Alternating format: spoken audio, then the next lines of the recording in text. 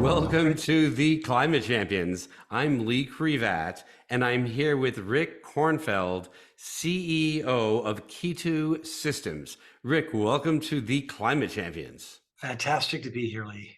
It's fantastic to have you on the show.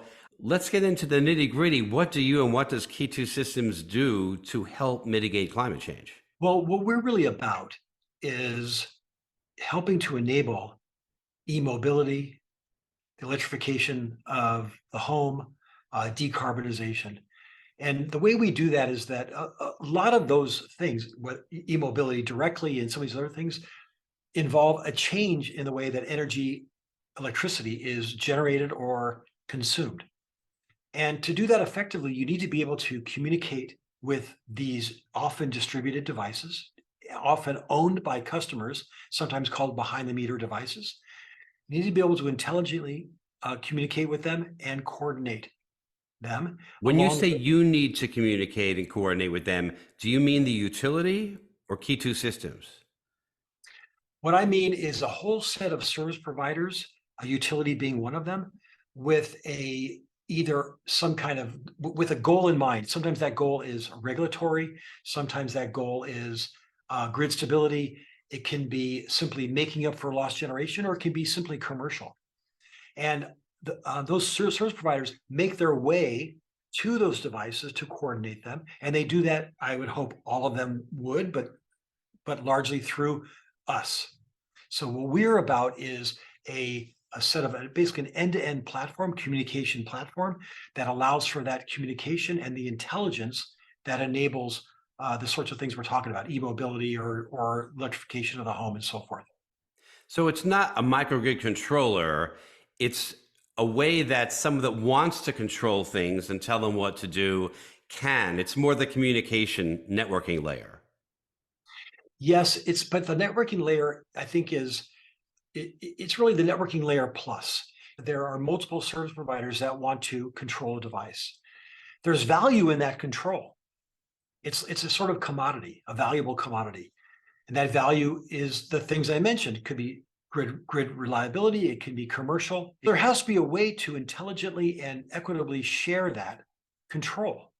That's something that our platform does. It allows for that sharing of control of a single device. If you're a utility trying to stabilize the grid, you need to know what transformer or feeder or substation that device attaches through, and you need to be able to adjust your controls based on location. That will allow for the situational awareness of the information coming back in a way that can apply to tens of millions, hundreds of millions of devices.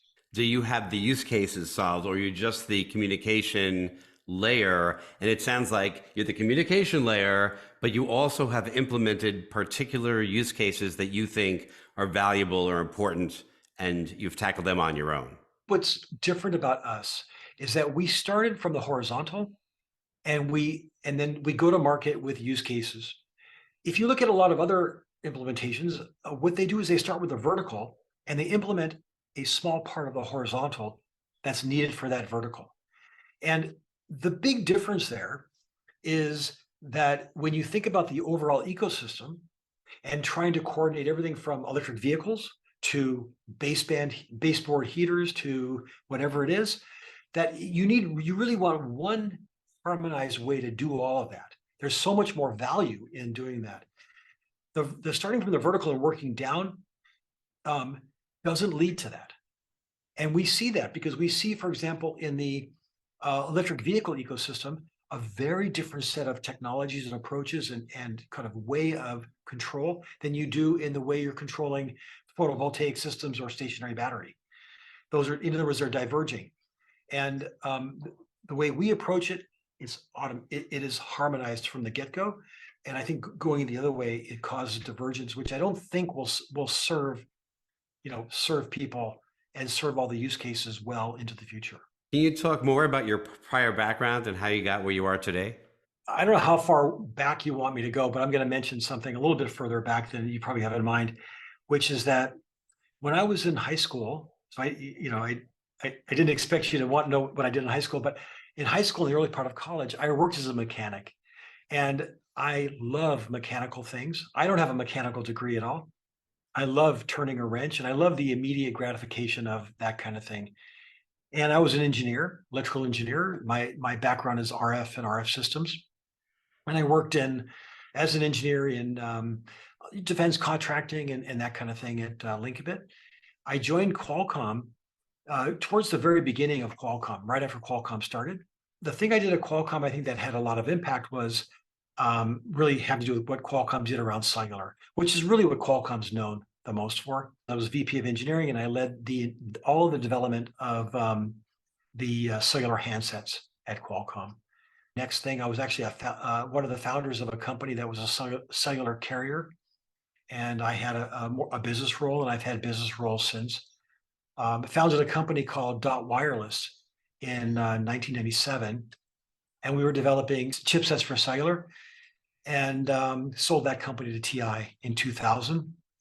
And then I ran TI's merchant market cellular business for about 4.5 years. We grew that from about 180 million when I began to 750 million, which is what it was when I left. And I had about 800 people under me. And I mentioned before, there's good luck and bad luck, I suppose. You need to be able to leverage the good. But I certainly think I've benefited from, jelly side up on a few occasions too. Jelly side up. I love that. Thank you for that. Can you talk about the successes that you're most proud of? Back at Qualcomm, we were in the middle of a fundamental disruption from a communication device being located to a place, going from that to a communication device being located with a person. Either I was smart enough or stupid enough to think it was. And I think that, to me, being part of that fundamental transition is something I'm really proud of. And I would say, and this isn't your question, but I would say that we're in that same transition again in what we're doing. The transition in terms of mobility and in terms of how energy is generated and consumed, two enormous markets, enormous critical parts of the way the world works, are both fundamentally transforming, and they're doing it together.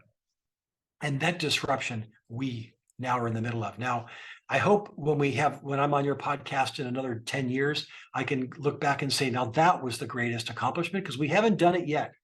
But I think we are in that transition. We're in that inflection point. It's hard to know when you're in the middle of an inflection point. It's easier when, to look in the rearview mirror at that, but I believe we're right in the middle of it. And I think what we're doing is foundational to the success of that transition. Thank you, Lee. This was really a pleasure. I appreciate it.